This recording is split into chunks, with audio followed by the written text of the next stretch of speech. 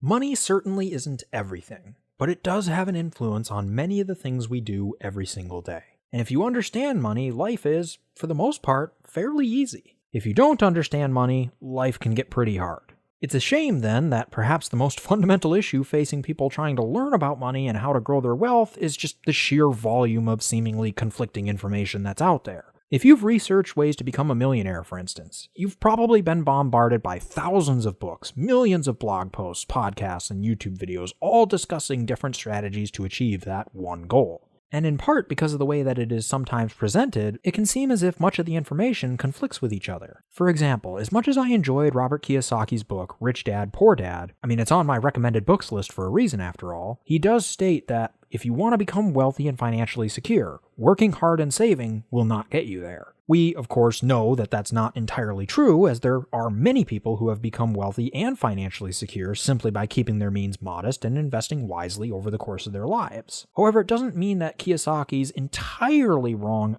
either. He's just advocating a different method of becoming wealthy and financially secure that has worked well for him. And as it turns out, if you comb through all the different books, podcasts, videos, and blogs talking about how to become wealthy, you'll notice three very distinct methods running through just about all of them. In order to become wealthy, you're either going to need to become a successful hustler by earning a lot of money, a successful investor by making your money make a lot of money for you, or a successful optimizer who simply doesn't spend as much, and so can reach financial security with a comparatively smaller nest egg. And when you get right down to it, those are really the three biggest components to building wealth, reaching financial security, and financial independence. Income, investments, expenses. The rest of the articles, videos, and podcasts are basically going into detail about various ways that you can make it easier on yourself to be good at one, two, or even all three of those areas. Look no further than the videos on this channel for another example. There's the budgeting and debt-related videos that seek to help you find different tips or tricks or just different ways of looking at things to better optimize your spending.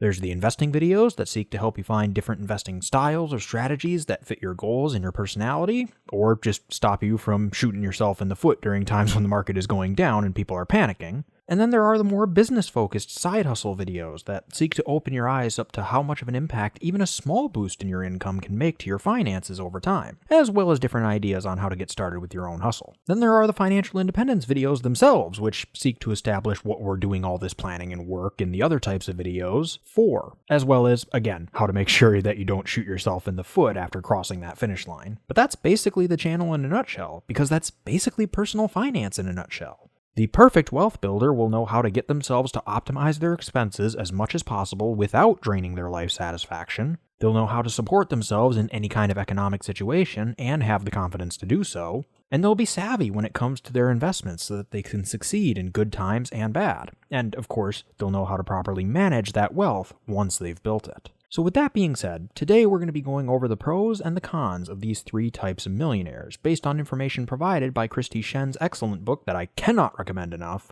Quit Like a Millionaire. As always, there's a link to the book in the description if you want to check it out for yourself. But before we get going, be sure to like this video if you haven't already, as it really does help out the channel a lot, and subscribe with notifications on for more money-related videos like this one every single week. And if you want to further support this channel, you can check out some of the links I've left in the description below, which includes links to Bluehost and ConvertKit, which are my recommended platforms for starting your own website and building your email list respectively. Both activities are crucial to the success of any long-term side hustle, so if diversifying your income streams is something you're interested in, be sure to check them out. So the hustler's primary way of building wealth is their uncanny ability to find clever ways to earn ungodly amounts of money. Hustlers realize one universal truth: no matter what we do, we all only have 24 hours in a day. So they often opt to start their own businesses and detach their ability to earn money from their time. Hustlers are able to pull this off because they're very good at spotting opportunities that others may have missed, and are usually very comfortable with taking risks when compared to the average person. They may only be average when it comes to optimizing their expenses, as they tend to view money as something more similar to a renewable resource than anything else. After all, if they spend all their money, they can just find ways to make more. And the same can be said for their ability to make money work for them, at least in the traditional sense. Though if you're making millions of dollars a year, spending a few $100,000 is probably not going to kill you. Steve Jobs, Elon Musk, and the aforementioned Robert Kiyosaki are all good examples of the millionaire hustler. With that being said, the pros are obvious. Regardless of economic conditions, or even the state of your portfolio at the time, you are theoretically, as a hustler, capable of digging yourself out of just about any hole and seeing your net worth skyrocket within a very short period of time. Even if you kept all your money in cash and earned nothing on it whatsoever, and you spent like there's no tomorrow, you could, at least theoretically, still become a millionaire if you managed to generate a large enough income through your business ventures to make up for those other shortcomings. Hustlers also tend to be incredibly resilient, as they often face more than one business failure before they finally knock it out of the park. The biggest potential con of being a hustler is it can easily lead to a boom or bust situation. And by that I mean, if you're not careful, you could find yourself in a situation where you're either going to have a successful business that catapults your net worths to levels that most investors and optimizers can only dream of having, or you're going to end up losing it all. Elon Musk is a great example of both sides of that coin, actually. When he sold PayPal to eBay, he reportedly received some $165 million, which is absolutely brilliant and puts him way ahead of most investors and optimizers in terms of net worth. However, by 2010, after some large investments in Tesla and a divorce filing, he admitted that he was broke.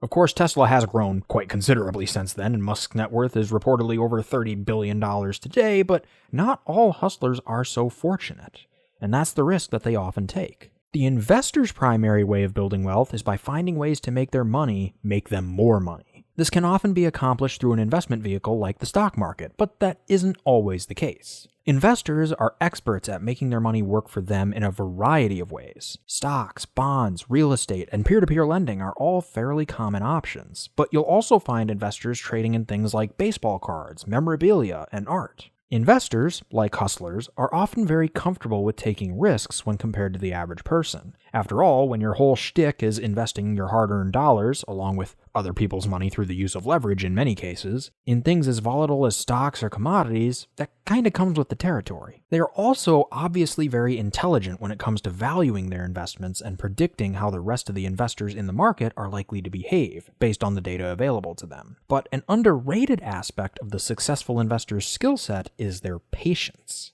Some of the best investments take a good deal of time to really pay off. So sometimes the successful investor needs to be willing to wait it out a little bit longer in order to get the big payoff. However, given the amount of time and effort they dedicate to honing their craft, they're often not as good at making money outside of their investments. And, similar to hustlers, they're also less concerned with the optimization of their expenses in most cases. After all, if they need more money to get by another month, they can simply find another short-term investment, borrow money to get into it, wait for the investment to appreciate, and then sell it to cover their expenses along with the debt. Notable investors include Warren Buffett, Benjamin Graham, and John Bogle. The pros of being an investor archetype are that you can grow your wealth reasonably quickly, especially when compared to your typical optimizer, without sacrificing nearly as much stability as your typical hustler. Unlike the hustler, who often finds themselves in a boom or bust situation if they aren't careful about diversifying their income streams, investors can easily keep themselves diversified through their trades, should they wish to. The biggest potential con of being an investor is you can easily delude yourself into thinking that you're more skilled and knowledgeable than you really are, particularly during long or very strong bull markets, such as the one we experienced in the 1990s and throughout the 2010s. As we covered in my video on the biggest lie behind index investing, very few people are able to consistently beat the market over a long period of time.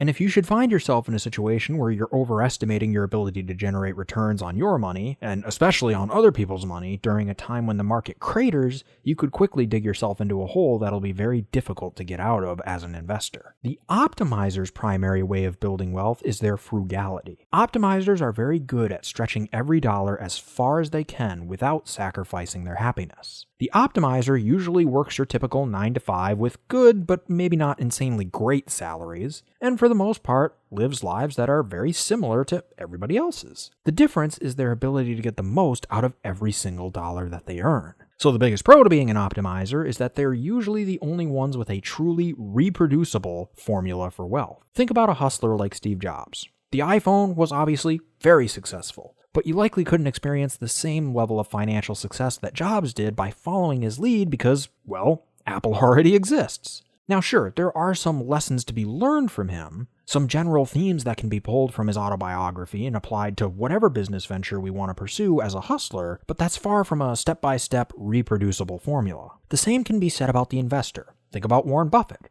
Thousands of people read about Buffett's latest stock picks, but even if you followed every one of his picks to the letter, you wouldn't be able to match his returns, because the investments wouldn't be available at the prices he bought or sold them at by the time the news came out that he had made the trade. But an optimizer can follow the story of their fellow optimizers even years later and come out with very similar results. Sure, there may be some small differences in terms of the time it takes you to become a millionaire, depending on things like how the markets are doing when you start your journey compared to when the optimizer's advice you followed started theirs, but the end result will almost always be the same. And there's a lot of value in that reproducibility. Perhaps the biggest con to being an optimizer is that they're usually much more risk averse than the investor and hustlers. As a result, their potential ceiling of wealth is likely a little lower than the other two. Though, as I hinted at earlier, the floor of their wealth is also likely higher than the other two. So that's the trade-off. So those are the three main types of millionaires. Which one are you? Let me know in the comments section below.